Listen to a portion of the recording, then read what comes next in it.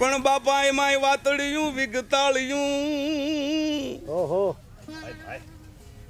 જણ જુદાવ્યું ઝેડા ઝેડા માનવ હેડી હેડી વાતળિયું પદ પદ નૂતન નૂતન તરુ તરુ તરુ કોકિલ ખંડ ખંડ ખંડ મધુર સ્વર સ્વર સ્વર મદન પ્રચંડ આવી એ વસંત ચાલે ताली बागी डंबर डाक हमन की ये वाहन की नसी हाक ताली ये बागी ये डंबर डाक फुटक के ज्वाल फलाय नाल खमा खमा करते प्रगटता है तेरी ब्रह्मा विष्णु महेश ने वंदना करवी पड़े। સમય બદલાતો ગયો, માધ્યમો બદલાયા, પણ નથી બદલાઈ તો એ છે એક વાત. 22 વર્ષના આ પ્રવાસ દરમિયાન આપણા અનેક મહાન લોકવાર્તાકારોને સાંભળતા સાંભળતા એક એવો વિચાર આવ્યો કે આ જ વાર્તાઓને મારી શૈલીમાં આ નવી પેઢી સુધી પહોંચાડવાનો પ્રયત્ન ન થઈ શકે. એ જ વિચારથી જન્મી વાત 1.25 લાખની. આ યાત્રાની પ્રથમ રજૂઆત મારા પોતાના શહેર અમદાવાદથી.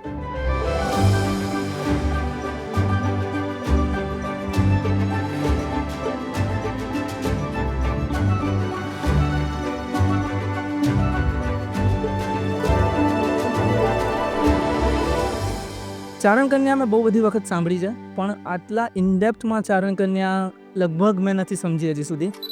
વર્ષોથી ચારણ કન્યા ભણ્યા પણ છે અને સાંભળ્યું પણ છે, પણ આજે પહેલી વખત એક નવી જ રચના અને નવી જ કલ્પના જે એમણે રજૂ કરી. મેઘાણીભાઈ જેવો વિદ્વાન સાહિત્યકાર બહુ ધ્યાન રાખીને લખે ને, છતાંય મેઘાણીભાઈએ લખ્યું છે કે ગીરના કુત્તા ઊંઘો રહેજે.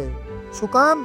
કારણ કે એ હાવજે ગાયને મારી હતી, અને આ હિન્દુસ્તાનની ધરતી ઉપર ગાયને મારે ને એ માણા હોય તોય ભલે અને હાવજ હોય તોય ભલે, ગાયને મારે એટલે એને કૂતરો જ કહેવાય, કારણ કે હિન્દુસ્તાનમાં અમારી હિન્દુઓની ગાય માં છે.